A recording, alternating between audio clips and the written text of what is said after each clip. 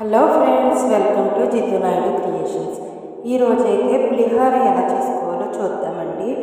గుడిలో ప్రసాదంలా ఉండే పులిహోర మనం ఇంట్లోనే తయారు చేద్దాం. ముందుగా రైస్ ప్రిపేర్ చేసుకోవాలి. నేనైతే కేజీ రైస్ ప్రిపేర్ చేస్తున్నానండి. కేజీ రైస్ అంటే ముందు వేడి నీళ్ళు పెట్టుకోవాలి.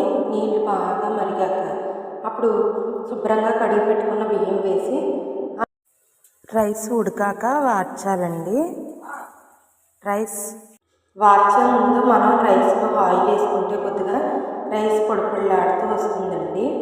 రైస్ వార్చి మూత ఫుల్గా వేయకుండా ఏటవాలుగా వేసి పక్కన పెట్టుకోవచ్చండి. నెక్స్ట్ మనం పులిహోరకు కావాల్సిన పదార్థాలన్నీ ప్రిపేర్ చేసుకోవాలి. ముందుగా అల్లం ముక్కల కింద చేసుకొని పచ్చిమిరపకాయలు తరుముకొని తాలింపు సరుకులు అయితే రెడీ చేసుకోవాలండి.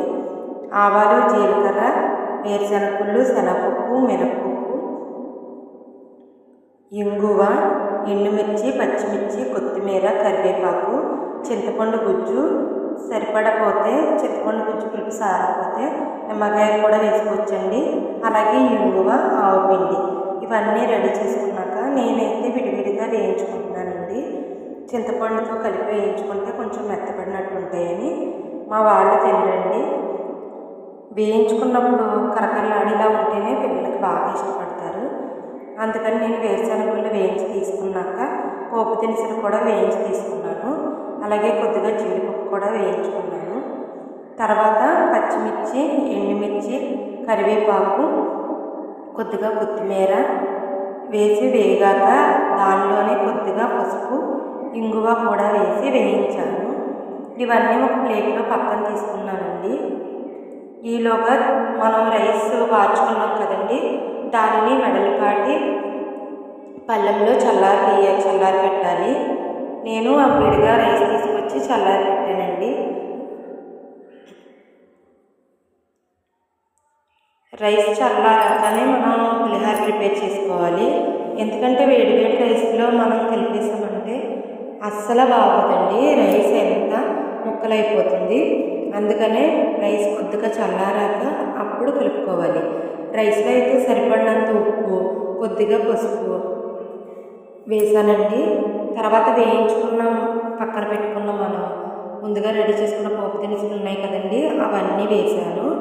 నెక్స్ట్ పచ్చిమిర్చి అవి వేయించుకున్నాం కదండి, అవి కూడా వేసి చింతపండు పులుపు తీసుకొని ముందుగానే ప్రిపేర్ చేసి పక్కన పెట్టుకున్నాం కదండి, అది కూడా దీనిలోనే వేసి లైట్గా వేయించి ఇవన్నీ పులిహోర రైస్లో వేసుకొని కలుపుకోవాలండి. ఒక సైడ్ నుంచి కలపాలండి పులిహోర. ఇప్పుడు మొత్తం కచ్చాబిచ్చగా కలిపితే పులిహోర అంతా పిండి పిండి అయిపోతుందండి. అందుకనే ముందుగా ఒక సైడ్ నుంచి కలుపుకుంటూ రావాలండి. మొత్తం మనకి సరిపడినంత ఉప్పు, పులుపు అన్నీ సరిపోయినాయో లేదో చూసుకొని రైస్ కాస్త చల్లారాక నిమ్మరసం పిండుకొని, పులుపు సరిపోతేనే నిమ్మకాయ ఆప్షనల్ అండి, నిమ్మకాయ పిండుకొని లాస్ట్లో ఆవు పిండి వేసి మొత్తం కలుపుకోవాలి. అంతేనండి, పులిహోర రెడీ. కమ్మనైనా నోరూరించే పులిహోర మీకోసం చాలా సులభంగా ఇంట్లోనే తయారు చేసుకోవటం ఎలా అని. ఇదైతే నేను బాబా గుళ్ళో ప్రసాదంగా కూడా నివేదించాను. చాలా బాగుందండి. పులిహోర నోట్లో పెట్టుకోగానే చిన్న తిరుపతి గుడి గుర్తొచ్చిందండి. చిన్న తిరుపతిలోని పులిహోర అంటే మా ఆయన గారికి, మా పిల్లలకి చాలా ఇష్టమండి. పులిహోర ఎప్పుడు గుడికి వెళ్ళినా పులిహోర ప్యాకెట్లు మటుకు కంపల్సరీ తెచ్చుకుంటారు. ఆ పులిహోర టేస్ట్ అయితే వచ్చిందండి. మీకు కూడా కావాలంటే పులిహోర తయారు చేసుకోండి. ఇప్పుడే సబ్స్క్రైబ్ చేసుకోండి. మరిన్ని వీడియో మీ ముందుకు వస్తాను. లైక్ చేయండి, తప్పనిసరిగా లైక్ చేయండి, సబ్స్క్రైబ్ చేయండి, ఫాలో అవ్వండి. టేస్టీ పులిహోర రెడీ అండి.